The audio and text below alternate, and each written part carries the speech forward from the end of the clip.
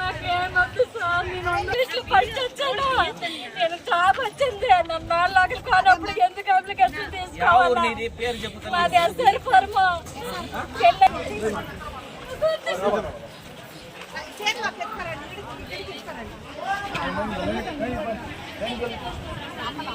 అవసరం నుంచి తిరుగుతున్నా.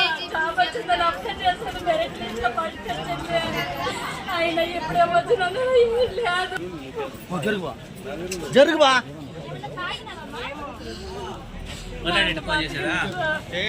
నాకైతే వద్దు. నీ పేరేం పేరు చెప్పమా? మనం ఎస్ఆర్ ఫర్ ఏం చెప్పమా? ఏం చెప్పమా? ఇక్కడ ఏఎన్ఎం పోస్ట్ వచ్చింది సార్. నేను అప్లై చేసుకున్నాను సార్. అన్ని ఇక్కడికి నుంచి ట్రాన్స్ఫర్ చేసుకోమని సార్.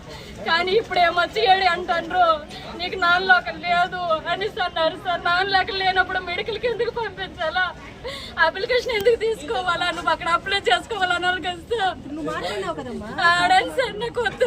నేను ఎందుకు బతికుండేది? నా బిడ్డలు ఎవరు చూసుకుంటారు? నా భర్త కూడా నన్ను చూసుకోవడం వదిలేశాడు. నేను ఎందుకు బతికుండేది? పోస్ట్ ఇచ్చారా? ఆల్రెడీ మెరిట్ లిస్ట్ లో కూడా వచ్చింది సార్. మళ్ళీ ఎందుకు 4 లక్షలు 10th నుంచి 1 వరకు ఆడ చదువుకొని రాడంట. 9 పోస్టులు ఖాళీగా ఉన్నాయి. 4 లక్షలు అంటే ఏ ఊరు మీద? మాది శ్రీకాకుళం జిల్లా. ఇక్కడ పెళ్లి చేసుకొని 13 సంవత్సరాలు అవుతుంది.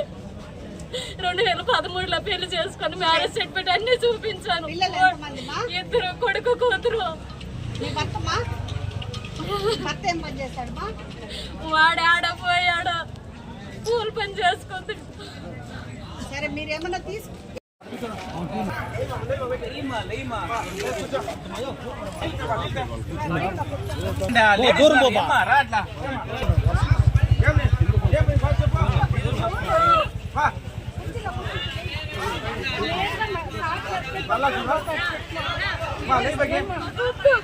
నాకేమొద్దు సార్, నేను ఇంగ్లీష్లో ఫస్ట్ వచ్చాను.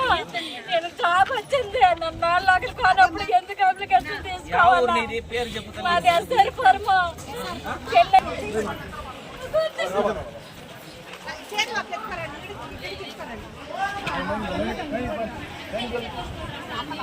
అవసరం నుంచి తిరుగుతున్నా. జాబ్ వచ్చిందని అప్లై చేశాను. మెరిట్ లిస్ట్ లో ఫస్ట్ వచ్చింది. అయినా ఇప్పుడే వచ్చినాను లేదు. జరుగుబా